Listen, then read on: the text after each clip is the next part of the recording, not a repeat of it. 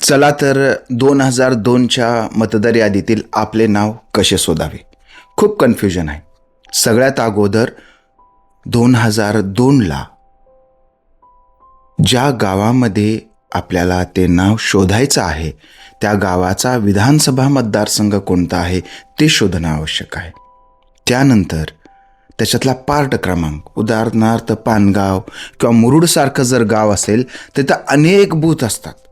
त्यावेळेसचा part number शोधायचा आणि मग आपल्याकडं डाउनलोड करून अशी एक यादी मिळेल किंवा तुमच्या BLOनी तुमच्या गावाची यादी तयार केलेली असेल आणि ही यादी हातात आल्यानंतर त्याच्यातलं आपल्याला नाव शोधायचं आहे.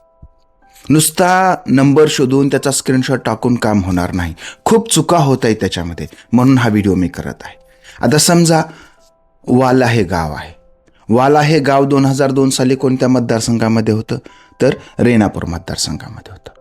सुदैवाने इथे एकच बूथ होतं, पण जास्त बूथ असेल तर ते बूथ आपल्याला शोधावं लागतं. तर पहिल्यांदा ही यादी माझ्यासमोर आहे. तर यादीवरच्या सर्वात अगोदर सगळ्यात समोर हे लिहिलेलं आहे बघा. इथं काय लिहिलेलं आहे? लिहिलेलं आहे रेणापूर 202. म्हणजे तेव्हा वाल्याचा मतदारसंघ होता रेणापूर आणि रेणापूर मतदारसंघाचा नंबर होता 202. हे एवढं महत्त्वाचं नाही, त्यापेक्षा जास्त महत्त्वाचं आहे तो म्हणजे यादी भाग क्रमांक. हा पहा, यादी भाग क्रमांक. हा यादी भाग क्रमांक चुकला तर तुमचा नंबर मग चुकतो. आणि त्यानंतर मग आपल्या वडिलांचं, कुणाचं ज्याचं शोधायचं त्याचं हे मध्ये असं पान उलटून शोधायचं आणि शोधल्यानंतर त्याच्यातला जो काय अनुक्रमांक असेल तो अनुक्रमांक काय करायचा आपण द्यायचा. म्हणजे आपल्याला 3 गोष्टी द्यायच्या आहेत: विधानसभा मतदारसंघाचा क्रमांक, बूथ क्रमांक आणि अनुक्रमांक.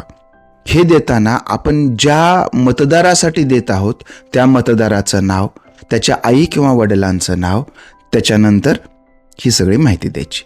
पुन्हा एकदा हे मी रिपीट करतो की आपल्याला काय काय द्यायचं आहे. सगळ्यात अगोदर आपण ज्या मतदारासाठी त्याच्या आईवडिलाचं नाव शोधतो, अगोदर त्या मतदाराचं नाव लिहायचं. त्याच्या खाली त्याच्या आई किंवा वडिलाचं, ज्याचं नाव तुम्हाला सापडलेलं आहे त्याचं नाव लिहायचं. त्याच्या खाली 2002चा त्यांच्या गावचा विधानसभेचा क्रमांक लिहायचा आणि 3 नंबरला त्या विधानसभा क्रमांकातला कोणता भाग होता, त्याचा बूथचा नंबर कोणता होता. जसं की वाल्याचा आजचा 53 आहे आणि 2002ला 166 होता. आणि सगळ्यात शेवटी त्या आई वडिलांचा अनुक्रमांक लिहायचा. कुठलेही दुसरे नंबर एक जरी आकडा चुकला तरी ते प्रोजनी मॅप होत नाही. तर आपण सहकार्य करावं, या पद्धतीनं नाव शोधावे. आणि काही शंका असेल तर अजून एखादा व्हिडिओ आपण करूया. लाईक, फॉलो, शेअर करा. धन्यवाद.